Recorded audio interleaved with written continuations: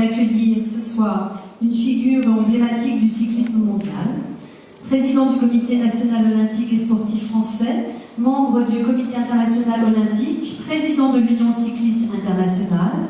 Il joue un grand rôle dans l'évolution et la promotion de ce sport à l'échelle mondiale. Merci à Monsieur David Lapartien de me rejoindre.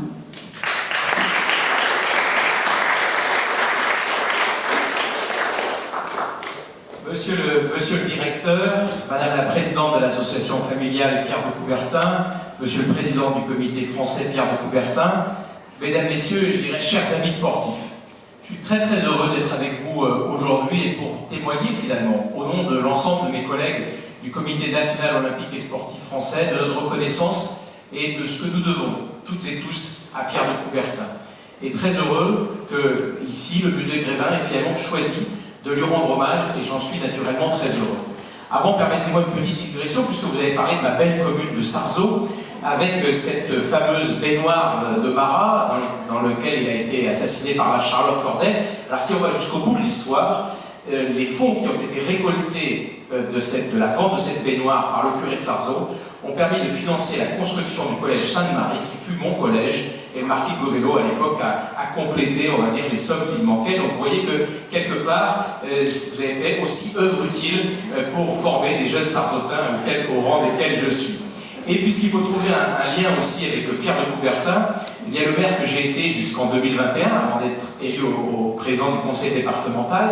On a créé un magnifique complexe sportif à côté de celui qui existait déjà, et on a percé une nouvelle rue. Eh bien, quel nom pensez-vous que nous ayons donné à cette rue? Bien évidemment, rue Pierre de Coubertin. Et donc le maire que j'étais a proposé au conseil municipal que la rue s'appelle rue Pierre de Coubertin.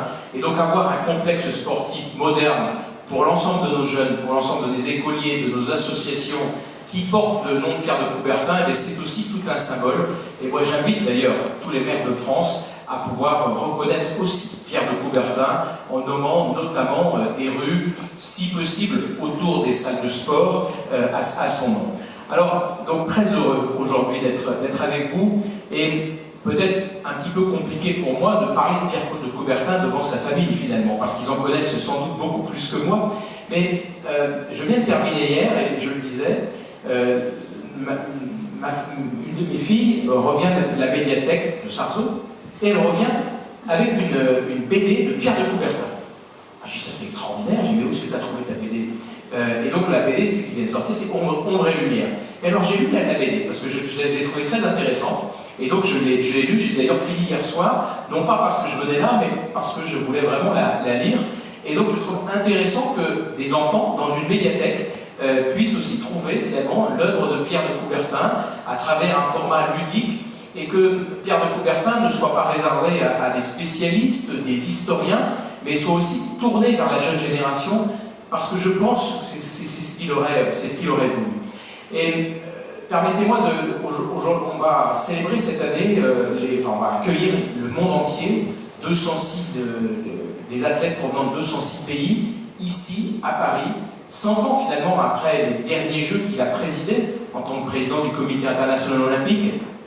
Et je me dis, 100 ans après, il pourrait être fier de finalement son œuvre, qu'il a fait bien sûr collectivement, mais c'était lui qui a eu cette idée, c'était lui qui, aujourd'hui, l'olympisme semble une réalité pour tout le monde. L'olympisme semble indestructible quelque part, mais jusqu'en 1920 au moins à Anvers. Après, on a basculé dans quelque chose qui semblait plus établi.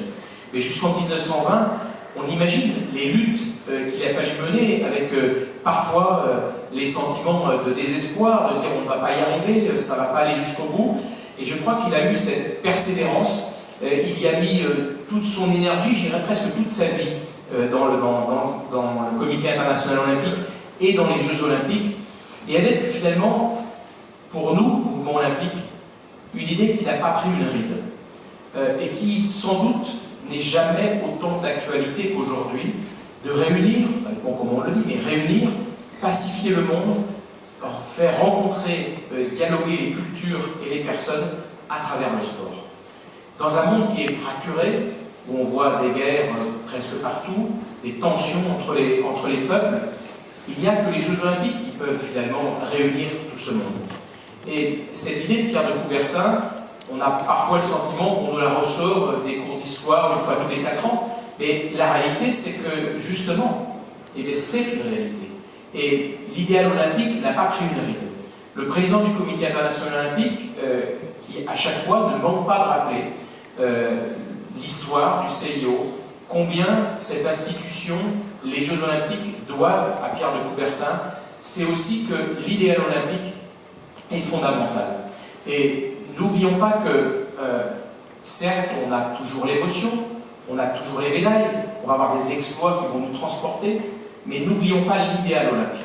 Et cet idéal olympique, il est formidable.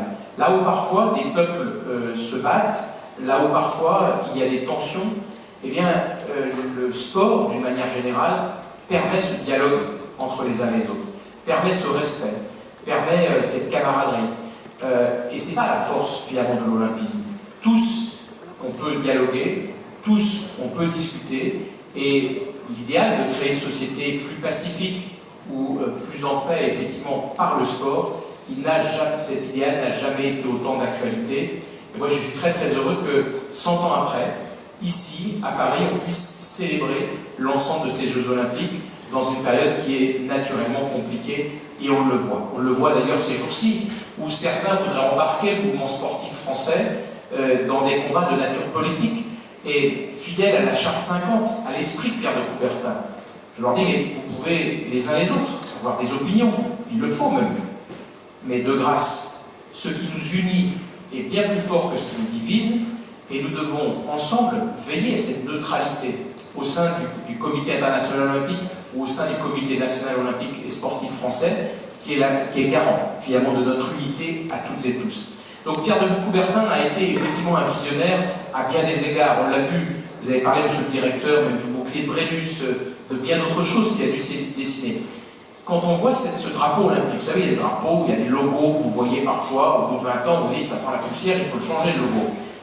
Ce dessin, ce drapeau du CIO, mais il ne viendrait à personne l'idée de le moderniser, de le toucher. L'œuvre fut parfaite dès la première réalisation.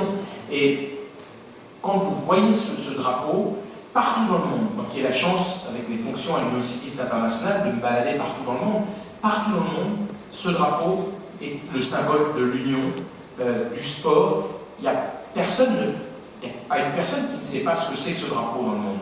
Et c'est formidable finalement qu'il soit incarné par une organisation non gouvernementale, à but non lucratif, mais qui peut dialoguer avec l'ensemble des pays du monde. C'est ça la force du sport, c'est ça l'idée de génie qu'a eu Pierre de Coubertin, et nous sommes tous finalement, dans le monde du sport, des héritiers de Pierre de Coubertin.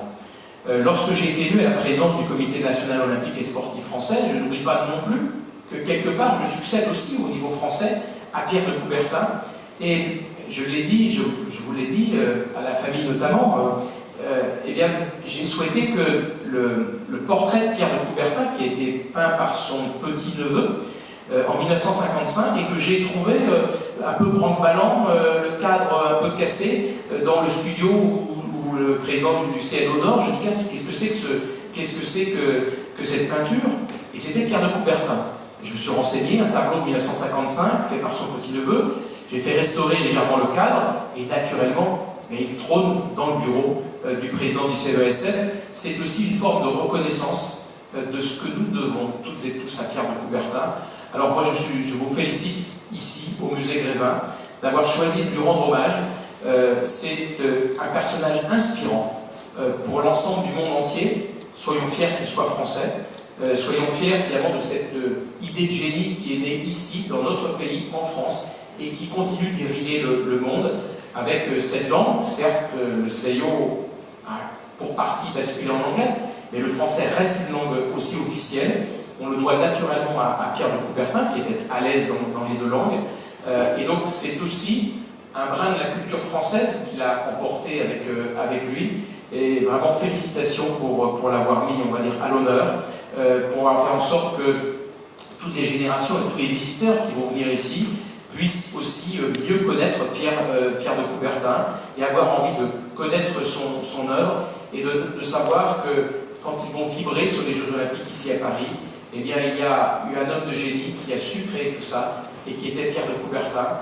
Et je pense que 100 ans après, eh bien, il serait content de voir ce que vont être les Jeux Olympiques ici à Paris. Donc, merci à toutes et à tous, et vive les Jeux Olympiques, et vive Pierre de Coubertin.